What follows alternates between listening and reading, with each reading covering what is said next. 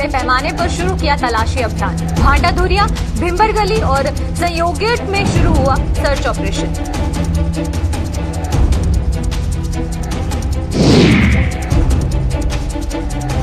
बुरे दौर से गुजर रहा है जम्मू का उद्योग। कोरोना और जीएसटी ने तोड़ी उद्योग की कमर। उद्योगपतियों में छाई मायूसी।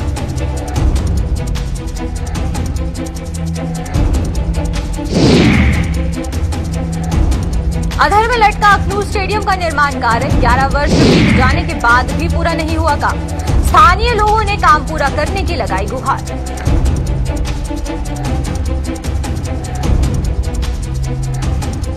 नमस्कार, जम्मू कश्मीर की खास खबरें देख रहे हैं आप सब और मैं हूं आपके साथ पल्लवी जम्वाल।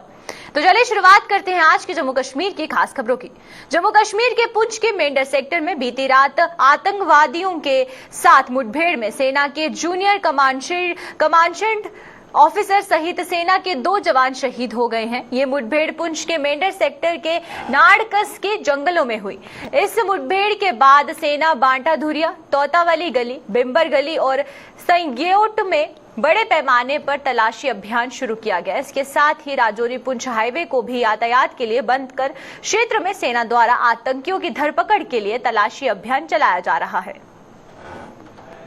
तो देखा हमने कि किस तरीके से जो ये देर रात हमें एक खबर भी सामने आई थी और उसके बाद सर्च ऑपरेशन जो था वो जारी रहा। और वहीं पर ये जो मुठभेड़ है ये पुंछ के मेंढर सेक्टर के नाड़कस के जंगलों में हो रही है। इसको लेकर ज्यादा जानकारी क्या कुछ है और अब यहाँ पर जो ताजा हाल है वो क्या कुछ है, तो उसके लिए हमारे साथ यहाँ पर तारीख जुड़ चुके हैं। तो चलिए तारीख से जानते हैं। तारीख, पहले मैं जानना चाहूंगी कि सर्च ऑपरेशन की बात करें तो सर्च ऑपरेशन को लेकर ताजा जानकारी क्या कुछ मिल रही है? इसका अपना जिला पुंछ के जो जिला पुंछ के बाटादुड़ी इलाका जो है, बाटादुड़ी संयोगेट और डिम्बर गली सेक्टर जो है, इस इलाका के अंदर जो है भारतीय फौज और पुलिस की जानिब से जो है सर्च ऑपरेशन पूरे इलाका के अंदर चलाया गया है। ये सर्च ऑपरेशन जो है कल शाम से ही जो चला था, उसमें जो है अपने मिलिटेंटों के दरमियान का मतलब आमना सामना किया था। उसके बाद जो पूरे इलाके को मासरे में ले लिया था और अभी तक जो है अभी वहाँ पर जो है सर्च ऑपरेशन चल रहा है। और प्लस जो है पूरी जो नेशनल हाईवे है उसको पूरी को गाड़ी भी आने जाने के लिए वो बंद करके रखा हुआ है। तो वहीं पर अगर बात करें, जो लोग जो सामान जो है वो पुंछ की तरफ जा रहा है, पुंछ के मेंढर इलाके में जो सामान जा रहा है, क्या उन गाड़ियों को भी जाने की इजाजत दी जा रही है या फिर उनकी भी जो आवाजाही है उस पर रोक लगाई जा रही है? आपको जो सिविल जो भी गाड़ियां सभी पे रोक लगी हुई है। वो जो गाड़ियां दूसरे रास्ते से बया मेंढर तहारनी उस रास्ते से वो उनको जाने की वहाँ इजाजत मिली है। वो रास्ते नेशनल हाईवे है जो अपना बाटा दुनिया और राजौरी पुंछ हाईवे जो है वो उसको पूरे प्रॉपर तरीके से पूरा बंद है। उनको किसी की सिविल गाड़ी को जाने की इजाजत नहीं है। वहीं पर तारीख, ये भी जानना चाहूंगी मैं आपसे कि सिक्योरिटी फोर्सेज की तरफ से किसी तरह की कोई जानकारी मिली हो कि कितने आतंकियों के छिपे होने की जो आशंका है वो जताई जा रही है और जो ये सर्च ऑपरेशन है ये और कितने देर तक जारी रहेगा?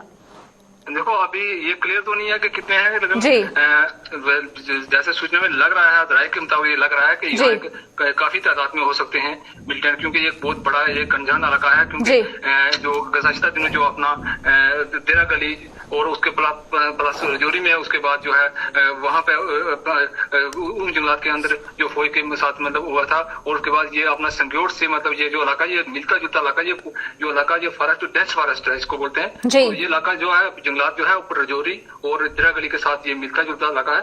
और ये खासकर जो ये मेन बात ये है, ये पहाड़ी इलाका है। तो इसके मतलब फौज जो है पूरी ताक में उन्होंने पूरे इलाका को इर्द गिर्द के जो भी गाँव है उन पर पूरी नजर आप रखी हुई है कि मतलब उनके नजर रहेगी कहीं से भी वो कोई भी जो है मिलिटेंट वगैरह जो भी है मतलब क्रॉस ना हो सके। जी चलिए, बहुत बहुत शुक्रिया तारिक आपका हमारे साथ जुड़ने के लिए और तमाम जानकारी देने के लिए। तो ये थे हमारे साथ हमारे संवाददाता तारिक, और तारिक जो थे वो मेंढर से जुड़े थे। वहीं पर हमने आपको दिखाया कि किस तरीके से जो सर्च ऑपरेशन है वो जारी है और उसको लेकर जो अपडेट था उसके बारे में भी हमें तारिक ने बताया। क्योंकि अगर हम बात करते हैं नाड़कस के जंगलों की तो ये बहुत घने जंगल है जिसमें आतंकियों के छिपे होने की आशंका जताई जा रही है, जिसको देखते हुए सर्च ऑपरेशन अभी भी सुरक्षा बलों द्वारा वहां पर जारी है।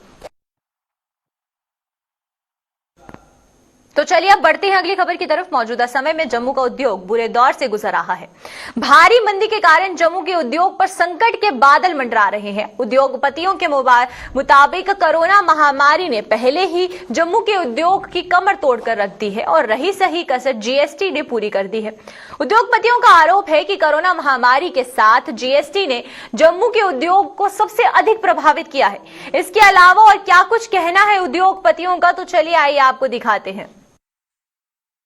दिन ब दिन हर साल के बाद जो सिचुएशन है वह बद से बदतर होती जा रही है। उसके कुछ कारण है।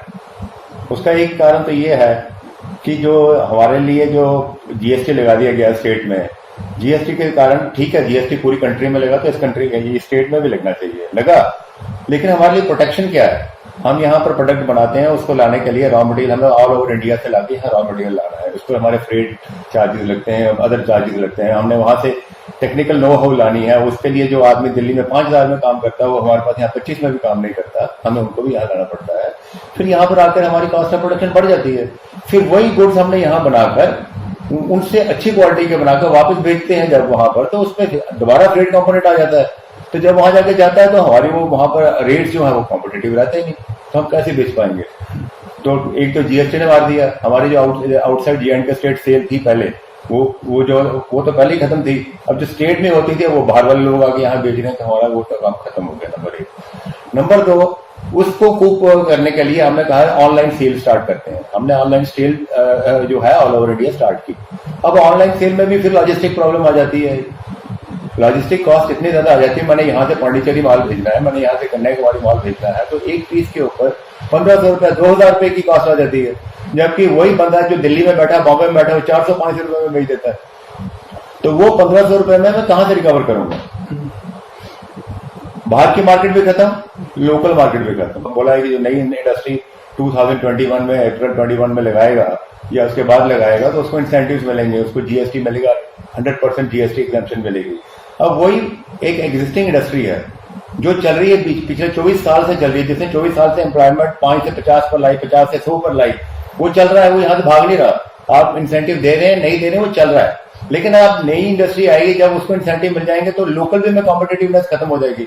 जब हमारी लोकल भी कॉम्पिटेटिवनेस खत्म होगी तो बेचारे ये जो 150 आदमी हमारे पास काम करते हैं, मुलाजिम है जो, ये सारी की सारी नौकरियां जाएंगी, यहाँ काम बंद होंगे। तो इस हिसाब से गवर्नमेंट का attitude toward the existing industry is not good. दूसरा काम ये इंडस्ट्री का तो हमारे ये है कि हमारे तो बहुत प्रॉब्लम है खासकर स्मॉल स्केल इंडस्ट्री में। देखो, एक तो हमारा जीएसटी का जो उन्होंने किया है, ये उन्होंने रखा है 50 करोड़ रुपया रखा है, जो 3% छोटी इंडस्ट्री को देना है। लेकिन मेरा ख्याल है ये अमाउंट बहुत कम है, इससे तो कुछ मिलेगा नहीं फायदा। हमारा टोल टैक्स बंद होने से हमारी इंडस्ट्री जो है स्मॉल स्केल, इसमें काफी बर्बाद है। चाहे कोई डिमांड नहीं है, मार्केट ठंडी है, मतलब काम काज बिल्कुल ठप्प पड़ गया है। समझ नहीं आ रहा मार्केट कैसे चलेगी। मतलब ये पोस्ट कोरोना में कुछ भी काम बिल्कुल है ही नहीं, तो ना कोई डिमांड है। सीजन आ गया, सीजन होने के बावजूद भी कोई डिमांड नहीं है। कांग्रेस नेशनल कॉन्फ्रेंस गठबंधन सरकार के कार्यकाल में जम्मू कश्मीर के विभिन्न जगहों पर स्पोर्ट्स स्टेडियम के निर्माण कार्यों की नींव रखी गई थी। इन स्टेडियम्स में अखनूर का स्पोर्ट्स स्टेडियम भी शामिल है। लेकिन इतने वर्ष बीत जाने के बाद भी इस स्टेडियम का निर्माण कार्य अभी तक अधर में ही लटका हुआ है, जिससे स्थानीय लोगों में भारी रोष देखने को मिल रहा है।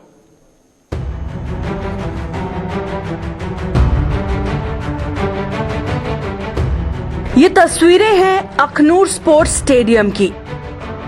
स्टेडियम की ये तस्वीरें स्टेडियम की दुर्दशा की कहानी बयां कर रही हैं।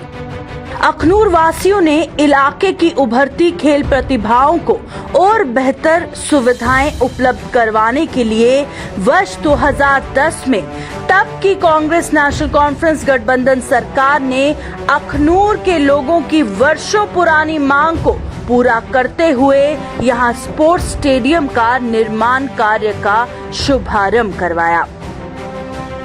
लेकिन 11 वर्ष बीत जाने के बाद भी अखनूर के खिलाड़ियों को इस स्टेडियम का अभी तक कोई लाभ नहीं मिला। अखनूर ਵਿੱਚ ਇੱਕ ਗਰਾਊਂਡ ਹੈ ਹਾਇਰ ਸੈਕੰਡਰੀ ਸਕੂਲ ਜਿੱਥੇ ਥੋੜਾ ਬਹੁਤਾ ਕ੍ਰਿਕਟ ਜਾਂ ਸਪੋਰਟਸ ਵਗੈਰਾ ਜਿਹੜੇ ਚਲਾਉਂਦੇ ਆ ਤੇ ਬੜੀ ਦੇਰ ਦੀ ਹੈ ਉਮੀਦ ਲਾਈ ਸੀ ਕਿ ਇੱਕ ਸਾਡੇ ਕੋਲ ਇੱਕ ਸਟੇਡੀਅਮ ਬਣਾ ਦਾ ਹੈ ਪੱਲੋਂ 2010 ਵਿੱਚ ਸਾਡੇ ਫਾਰਮਰ ਮਿਨਿਸਟਰ ਸ਼੍ਰੀ ਸ਼ਾਮ ਲਾਲ ਜੀ ਹੋਰਾਂ ਦਾ ਨੀਂਹ ਪੱਥਰ ਰੱਖਿਆ ਹਾਂ ਉਦੋਂ ਦੀ ਇਸ ਆਸ਼ਾ ਲਾਈ ਦੀ ਕਿ ਇੱਕ ਅਸੀਂ ਗਰਾਊਂਡ ਮਿਲੂ ਜਿਹੜੀ ਸਾਰੀ ਸਪੋਰਟਸ ਦੀ ਐਕਟੀਵਿਟੀ ਨੂੰ ਉੱਥੇ ਚਲਾਗੇ ਲੇਕਿਨ ਇਹ ਪਤਾ ਨਹੀਂ ਚੱਲਦਾ ਕਿ ਕਿੱਥੇ ਕਿਹੜੀ ਕਮੀ ਰਹੀ ਹੈ ਕਿਹੜੀ ਕਮਜ਼ੋਰੀ ਨੇ ਇਹਨੇ ਤੁਹਾਡੀ ਸਟੇਡੀਅਮ ਜਿਹੜਾ ਸਾਡਾ ਅਸੀਂ ਨਹੀਂ ਮਿਲਿਆ ਨਹੀਂ ਤਿਆਰ ਹੋਇਆ ਜੋ ਯਾਰ ਲੇਕਿਨ ਇਹ ਜਿਹੜਾ ਸਾਡਾ ਸਟੇਡੀਅਮ ਜਿਸ ਅਸੀਂ 11 ਸਾਲ ਹੋਇਆ ਇੰਤਜ਼ਾਰ ਕਰਦੇ ਕਿ ਅਸੀਂ ਇੱਕ ਛੋਟੀ ਜਿਹੀ ਗਰਾਊਂਡ ਮਿਲੂਗਾ ਉੱਥੇ ਅਸੀਂ ਆਪਣੀ ਐਕਟੀਵਿਟੀ ਕਰਾਂਗੇ लेकिन ये नहीं पता कुछ रोवादा है। कांग्रेस नेशनल कॉन्फ्रेंस सरकार ने यहां निर्माण कार्य शुरू करवाया और जब तक ये सरकार रही इस स्टेडियम पर काम लगातार चलता रहा। स्टेडियम के कुछ स्टैंड भी बने लेकिन वर्ष 2014 में कांग्रेस नेशनल कॉन्फ्रेंस सरकार के सत्ता से बाहर होने के बाद इस स्टेडियम के निर्माण कार्य को भी ग्रहण लग गया जो अब भी बदस्तूर जारी है। ਤੇ ਮਾਨਨੀ ਸਾਡੇ स्वर्गवासी मदन लाल शर्मा RS चिब ਦੇ ਸਾਡੇ पूर्व मंत्री श्याम लाल और एक बीड़ा उठाया कि एक अखनूर ਦੇ ਪਲੂਆ क्षेत्र ਵਿੱਚ ਉਹਨੇ ਇੱਕ ਸਟੇਡੀਅਮ ਦੀ ਰਚਨਾ ਕਰਨ ਦੀ ਇੱਕ ਸ਼ੁਰੂਆਤ ਕੀਤੀ ਮਗਰ ਬੜੀ ਸ਼ਰਮ ਵਾਲੀ ਗੱਲ ਹੈ ਕਿ 2010 ਤੇ ਲਗਭਗ 11 ਸਾਲ ਦੇ ਉਪਰੰਤ ਵੀ ਅੱਜ ਉਸ ਸਟੇਡੀਅਮ ਦੀ ਜਿਹੜੀ ਬੁਨਿਆਦ ਕੇ ਰਹੀ ਹੈ ਅੱਗੇ ਉਹਦਾ ਕੰਮ ਨਹੀਂ ਲੱਗਿਆ। पिछले 11 वर्षों में स्टेडियम में जो भी काम हुआ हाल ही में आए तूफान ने उसे भी तबाह कर दिया। तूफान ने किस तरह से स्टेडियम को क्षतिग्रस्त किया इसकी कहानी स्टेडियम की ये तस्वीरें बयां कर रही हैं। स्टेडियम की इस दुर्दशा को लेकर स्थानीय लोगों में भारी रोष है। लोगों का आरोप है कि स्टेडियम के निर्माण कार्य की जांच होनी चाहिए कि निर्माण कार्य पूरा होने से पहले एक तूफान के चलते स्टेडियम कैसे क्षतिग्रस्त हो गया। आंधी तूफान चलिया ਉਹਦੇ ਕਰਕੇ ਉਹ ਟੀਨਾ वगैरह सारी उड्डियाँ वो पिलर शिलर डिग्गी पे तो मैं LG साहब की भी रिक्वेस्ट करूँ कि इस डिपार्टमेंट है जो साਡਾ कंसर्निंग उन्हें भी रिक्वेस्ट करूँ कि इसी वेरीफाई किया जा कि ਜਿਹੜੇ ਸਾਡੇ ठेकेदार जब उत्ते कमियां रखी दी कोई कमियां ही जी बनया पहले नहीं तो उड्डी पहले गई टीना जगह स्टेडियम बने दे जगह ये साढ़े कोई इंडोर ਜਾਂ आउटडोर स्टेडियम बने दे उन्हें इधर कुछ नहीं ਜਿਹੜਾ ਮਾੜਾ ਮੋਟਾ ਜਿਹੜਾ ਸ਼ੈੱਡ ਵਗੈਰਾ ਤੋਂ ਦਿਖਿਆ ਕਿ ਪਿਛਲੇ ਦਿਨ ਜਿਹੜਾ ਤੂਫਾਨ ਆਇਆ ਉਹਦੇ ਵਿੱਚ ਉਹ ਜਿਹੜਾ ਸ਼ੈੱਡ ਹੈ ਉਹ ਵੀ ਤੈਸ਼ ਨੈਸ਼ ਹੋਈ ਹੈ। ਮੈਂ ਗੁਜ਼ਾਰਿਸ਼ ਕਰਨਾ ਸਰਕਾਰ ਦੇ ਅੱਗੇ ਇਹ ਗਵਰਨਰ ਰੂਲ ਹੈ ਆਪਣੇ ਰਾਜਪਾਲ ਦੇ ਅੱਗੇ ਇੱਕ ਗੁਜ਼ਾਰਿਸ਼ ਕਰਨਾ ਕਿ ਅਖਨੂਰ ਦੀ ਤਰਫ ਵੀ ਅੱਗੇ ਧਿਆਨ ਦਿੱਤਾ ਜਾ ਤੇ ਸੰਗਿਆਨ ਲੈਤਾ ਜਾ ਕਿ ਇੱਧਰ ਵੀ ਬੱਚੇ ਨੇ ਜਿਹੜੇ ਆਪਣੇ ਹੁਨਰ ਕੀ ਵਧਾਈ ਸਕਦੇ ਨੇ ਉਹ ਇੰਟਰਨੈਸ਼ਨਲ ਨੈਸ਼ਨਲ ਤੱਕ ਖੇਡ ਸਕਦੇ ਨੇ। ਇੱਥੋਂ ਦਾ ਜਾਨੀ ਇਹ 2010 ਚ ਉਹਨੇ ਇਹਦਾ ਨੀਂਹ ਪੱਥਰ ਰੱਖਿਆ ਉਸ ਦੀ ਮਿਨਿਸਟਰ ਜਿਹੜੀ ਉਸ ਟਾਈਮ ਸੀ ਗਵਰਨਮੈਂਟ ਤੇ ਲੇਕਿਨ ਅੱਜ ਜਿਹੜਾ ਉਹ ਅਗਰ ਤੂਫਾਨ ਕਰਨਾ ਇਹ क्षतिग्रस्त होया उपरा चादर उड़ी गई ना तो वो मैं जरूर सरकार अगे गवर्नर साहब अगे भी अपील करूँ कि इन्हें की उसकी और ध्यान दिता जा उसी रिपेयर कराया जा ਜਾਂ ਜਿਹੜੇ ਲੋਕਾਂ ਨੇ ठेकेदार काम किया वो काम ऐसा क्यों होया जा अज अधूरा रह गया बड़ी जगह देखिया कई जगह ऐसा तो कोई ठीक है लेकिन अज इतना क्यों होया कोई चीज़ कमी वो आई है क्योंकि उस तूफान का मुकाबला नहीं कर सकी। स्थानीय लोगों ने सरकार से स्टेडियम के निर्माण कार्य में देरी और तूफान से क्षतिग्रस्त हुए स्टेडियम की जांच करने की मांग की। उनके खेडने की उम्मीद लाई रहे बैठे सारे खनूर तहसील के बच्चे उत्थे स्टेडियम साढ़ा बनया कॉलेज भी कोल है तो उस खेडा करके शरीर की तरक्की वास्ते यानी कि जिसमानी वर्जिश वास्ते स्टेडियम गवर्नमेंट तरफ बनाया गया और मैं दोबारा ये चीज़ दोबारा अपील करूँ सरकार अगे गवर्नर साहब अगे कि उधर ध्यान दिता जा तो जो भी वो कोई दोषी पाया जाता है उन्हें भी उस चीज़ का एहसास कराया जा क्योंकि सरकारी राष्ट्र की संपत्ति है उसका बिल्कुल ध्यान करना सरकार का काम है। स्टेडियम का काम पूरा ना होने के कारण अखनूर के युवा खिलाड़ी खेल सुविधाओं से वंचित हो रहे हैं जिसके चलते वे अपनी खेल प्रतिभा को निखारने में असफल सिद्ध हो रहे हैं। अखनूर से सतपाल शर्मा के साथ अश्विनी चंदेल की रिपोर्ट। विजयदशमी के पावन उपलक्ष्य पर देश भर में राष्ट्रीय स्वयंसेवक संघ, विश्व हिंदू परिषद सहित अन्य संगठनों द्वारा शस्त्र पूजा के कार्यक्रमों का आयोजन किया गया। इसी कड़ी में जम्मू में भी विश्व हिंदू परिषद की ओर से शस्त्र पूजा का कार्यक्रम का आयोजन किया गया। इस अवसर पर विश्व हिंदू परिषद के प्रांत मुख्यालय शक्ति आश्रम में हवन यज्ञ एवं कन्या पूजन कर विधिवत ढंग से शस्त्र पूजन किया गया। इस अवसर पर विश्व हिंदू परिषद के प्रदेश कार्यकारी अध्यक्ष राजेश गुप्ता, विश्व हिंदू परिषद के प्रांतीय मंत्री अभिषेक गुप्ता सहित अन्य कार्यकर्ता भी मौजूद थे।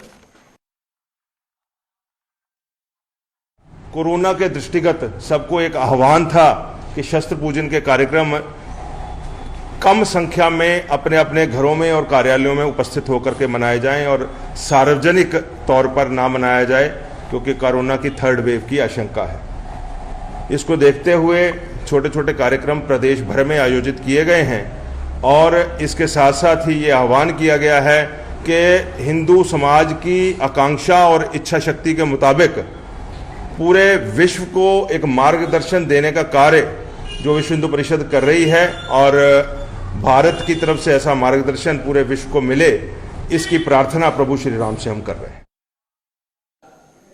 वहीं दूसरी ओर विजयदशमी के अवसर पर जम्मू में श्री अमर शस्त्र राजपूत सभा द्वारा शस्त्र पूजन का आयोजन किया गया, जिसमें सभा के प्रधान भीषण सिंह सहित अन्य सदस्यों ने शस्त्र पूजा की। इस अवसर पर श्री अमर क्षत्रिय राजपूत सभा के प्रधान ने कहा है कि विजयदशमी पर शस्त्र पूजन की ये परंपरा पुरानी है और राजा महाराजाओं के दौर में भी विजयदशमी के अवसर पर शस्त्र पूजा की जाती थी।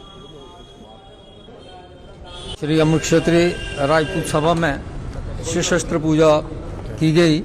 ये एक प्राचीन परंपरा है। राजे महाराजों के टाइम में भी ऐसा हुआ करता था। जो शस्त्रों की पूजा होती थी वो इन दिनों की जाती थी ताकि इनको कोई रस्ट वगैरह ना लगे और समय आने पर हम शत्रुओं का मुकाबला कर सकें। तो आज हमारा ये शस्त्र पूजा का दिन है।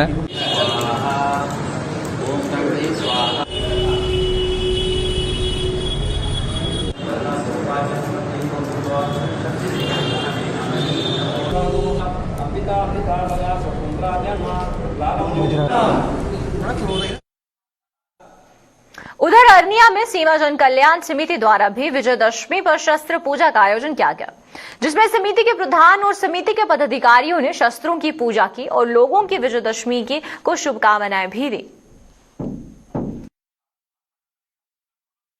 आज सीमा जन कल्याण समिति यहाँ हमारे ब्लॉक अरनिया में यहाँ हमारे जिला के आरसपुरा के जो पदाधिकारी हैं उनकी मौजूदगी में यहाँ हमने एक दशहरा पर्व पे शस्त्र पूजा का जो कार्यक्रम आयोजन किया है। तो यहाँ हमारे जिला के जो अधिकारी हैं वो भी मौजूद हैं और यहाँ ब्लॉक अरनिया के जो सीमा जन कल्याण समिति के सदस्य हैं वो भी मौजूद हैं और ये जो पवित्र दशहरा पर्व है वो मनाया जा रहा है। सीमा सुरक्षा बल को अंतर्राष्ट्रीय सीमा में से मौजूदा 15 किलोमीटर की जगह 50 किलोमीटर के बड़े क्षेत्र में तलाशी लेने, जब्ती करने और गिरफ्तारी करने का अधिकार दिए जाने को लेकर जहां विपक्ष सवाल उठा रहा है, रक्षा विशेषज्ञ सरकार के इस फैसले का स्वागत कर रहे हैं। रक्षा विशेषज्ञों के मुताबिक अफगानिस्तान में तालिबान के सत्ता में आने और चीन और पाकिस्तान के रवैये से पैदा हालात को देखते हुए सरकार का ये कदम सराहनीय है। उन्होंने कहा कि पिछले कुछ समय से सीमा के उस पार से नशे की तस्करी में लगातार इजाफा हो रहा है और सरकार के इस कदम से आने वाले समय में नशा तस्करों पर नियंत्रण होगा। बीएसएफ के तकरीबन 2,65,000 सोल्जर जो है वो हमारी आईबी और कहीं कहीं पे एलओसी को गार्ड कर रहे हैं। अभी जो सिचुएशन उभर के सामने आ रही है हमारे दो पड़ोसी देशों से, that is China and Pakistan, things are not looking all that good. Taliban सरकार का अफगानिस्तान में आना has further emboldened the Pakistan and China.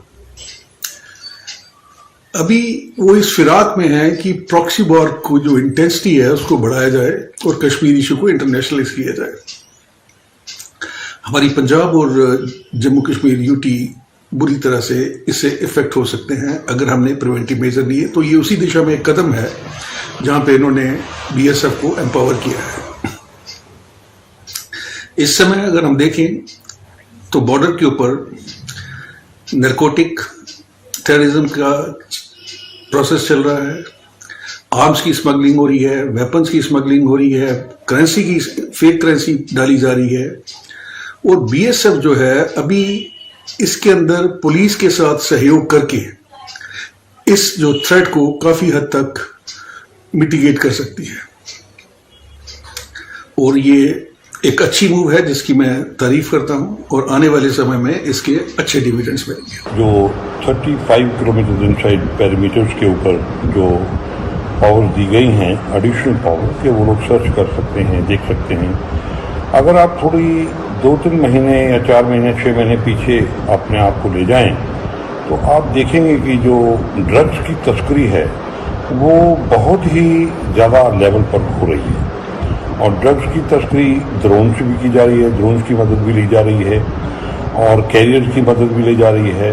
आपने देखा है कि पीछे 33 करोड़ रुपए की ड्रग्स की जो हैं, जो कंसाइनमेंट है वो पकड़ी गई। यानी कि सडनली ड्रग्स जो हैं बड़े हाई लेवल पे जो इनकी मूवमेंट जो है वो शुरू हो गई। कुछ देखिए कि हाँ, अफगानिस्तान की तरफ भी आपका ध्यान जाएगा, क्योंकि तालिबान जो हैं उनका जो पूरा जो आमदनी का जरिया था वो ड्रग्स ही है। तो वो डेफिनेटली चाहेंगे, क्योंकि हिंदुस्तान भी एक मार्केट है और हिंदुस्तान के थ्रू बाहर जाना भी एक बड़ी भारी एक रूट मार्केट है, जिसके रूट के थ्रू, हिंदुस्तान रूट के थ्रू बाहर भेजा जा सकता है। तो इसमें बढ़ोतरी बड़ी ज़बरदस्त हुई है। इस बढ़ोतरी को देखते हुए गवर्नमेंट ने ये डेफिनेटली एक ठीक फैसला लिया है। बढ़ती महंगाई और बेरोजगारी को लेकर जम्मू में पैंथर्स पार्टी ने प्रदर्शन किया। महंगाई और बेरोजगारी के पुतलों का दहन भी किया। इस अवसर पर पार्टी चेयरमैन हर्षदेव सिंह ने कहा है कि मौजूदा समय में महंगाई और बेरोजगारी का दानव आम लोगों को निगलता जा रहा है, लेकिन सरकार मूक दर्शक बनकर तमाशा देख रही है। महंगाई का दानव आज आम नागरिक को निगल जाना चाहता है। महंगाई आसमान छू रही है। 2 वक्त की रोजी मुहैया कराना गरीब आदमी के लिए बहुत मुश्किल हो गया है। आज हमने महंगाई के राक्षस का दहन किया, आज हमने बेरोजगारी के राक्षस का दहन किया है, क्योंकि बेरोजगारी भी एक बहुत बड़ी समस्या है।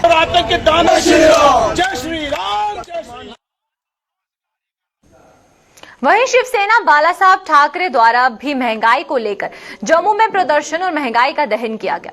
प्रदर्शन की अगुवाई कर शिवसेना बाला साहब ठाकरे के प्रदेश अध्यक्ष मुनीश सहानी ने केंद्र सरकार पर निशाना साधते हुए 7 वर्षों से अच्छे दिनों का इंतजार करने वाली जनता आज बुरे दौर से गुजर रही है, और उन्होंने कहा कि इस समय महंगाई अपने चरम सीमा पर है और आम जनता इससे परेशान है। उन्होंने प्रधानमंत्री से महंगाई पर रोक लगाकर आम लोगों को राहत देने की मांग की है।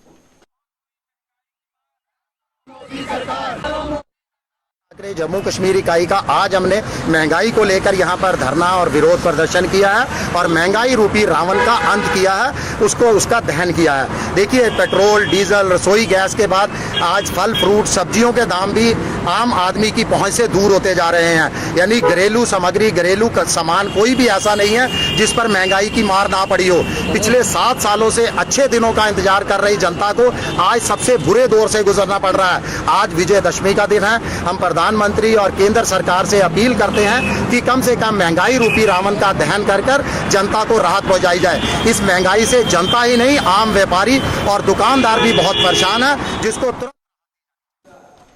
जम्मू के लिए राहत की खबर है। जम्मू जिले में पिछले 24 घंटों में कोरोना संक्रमण का कोई भी मामला सामने नहीं आया है।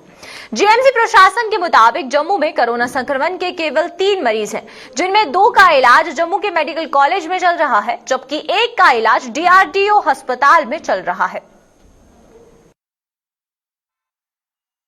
में गवर्नमेंट मेडिकल कॉलेज जम्मू और एसोसिएटेड हॉस्पिटल में कोई भी पेशेंट जो है कोविड-19 से एडमिट नहीं हुआ है। हमारे पास कुल मिला के 3 पेशेंट्स जो हैं एडमिटेड हैं, जिनमें से 2 patients government medical college Bakshi Nagar वाले हॉस्पिटल में हैं और 1 पेशेंट जो है डीआरडीओ जो कोविड हॉस्पिटल है भगवती नगर में एडमिट है। आपके माध्यम से जैसे पहले भी बार बार ये रिक्वेस्ट की जाती है कि हमें कोविड एप्रोप्रिएट बिहेवियर का खास ध्यान रखना चाहिए। साथ साथ में वैक्सीनेशन जो है अपना शेड्यूल पूरा कर लेना चाहिए। और तीसरी बात है कि अगर सिम्टम्स किसी के होते हैं तो जल्दी से जल्दी जो है किसी भी नजदीकी गवर्नमेंट हॉस्पिटल में जाके टेस्टिंग करा के अगर पॉजिटिव होते हैं तो ट्रीटमेंट करवा लेना चाहिए। सेल्फ मेडिकेशन या केमिस्ट के पास जाके खुद ही कोई दवाई लेना जो है बिल्कुल गलत बात है, उससे नुकसान होने के ज्यादा चांसेस जो है वो रहते हैं। कृषि विभाग जम्मू संभाग के निदेशक के शर्मा ने रबी की फसल को लेकर एक प्रेस कॉन्फ्रेंस की। इस मौके पर निदेशक के शर्मा ने कहा कि विभाग की ओर से जिला स्तर से लेकर पंचायत स्तर तक एक अभियान शुरू किया गया था, जिसमें किसानों को रबी की फसल को लेकर जागरूक किया जा रहा है। उन्होंने कहा कि रबी के सीजन में 70,000 क्विंटल बीज किसानों को उपलब्ध करवाया जाएगा। उन्होंने और क्या कुछ कहा, चलिए आइए आपको दिखाते हैं। सबसे बड़ी चीज़ जो है रबी के लिए वो है सीड। तो हम रबी में कोई 70,000 क्विंटल बीज किसानों को देंगे इस रबी सीजन में, जिसमें मोटे तौर पर सबसे ज़्यादा बीज लगेगा हमारा गेहूं का, 60,000 क्विंटल के करीब गेहूं का बीज लगेगा। और उसके बाद जो चारे वाली फसलें हैं जबी और बरसीम, ये जो है ये 3,000 क्विंटल के करीब ये वाला बीज जो है ये हम किसानों को दे रहे हैं। 1,000 क्विंटल के करीब हम ऑयल सीड जो है तेल वाली फसलों का बीज देंगे। ऐसे ही सब्जियों का जो बीज है ये लगभग 400 क्विंटल के करीब सब्जियों का इस सीज़न में हम किसानों को दे रहे हैं। इसी तरीके से जो ये जो फसलें हैं हमारी दालों वाली फसलें हैं, पल्सीज हैं, ये भी बीज जो है हम किसानों को दे रहे हैं। रबी सीजन का कुल मिला के मैंने आपको बता दिया कोई 70,000 क्विंटल हम सीड जो है किसानों को दे रहे हैं और ये सब्सिडाइज्ड रेट पे है। इस 70,000 क्विंटल में हमारी अपनी प्रोडक्शन जो होगी वो लगभग 35,000 क्विंटल हमारा अपना बीज है जो हम अपने फार्मों से पैदा करते हैं और आगे किसानों को दे रहे हैं। और इतना ही लगभग आधा बीज जो है हम जो सीड कंपनियां हैं, भारत सरकार की जो कंपनियां हैं जैसे नेशनल सीड कॉरपोरेशन है, उनसे ये सीड हम प्रोक्योर करके और सारा बीज जो है किसानों को अपने सब्सिडी के बजट के हिसाब से सब्सिडाइज्ड रेट पे किसानों तक पहुंचा रहे हैं। आज की डेट तक हमने लगभग 10,000 क्विंटल बीज जो है वो फील्ड में हम हमारे जो स्टोर हैं, जो गांव लेवल पे जो स्टोर हैं, पंचायत लेवल पे स्टोर हैं, वहां पर हमने पहुंचा दिया। तो चलिए अब तक की जम्मू कश्मीर की खास खबरों में फिलहाल इतना ही। मुझे दीजिए इजाजत, नमस्कार।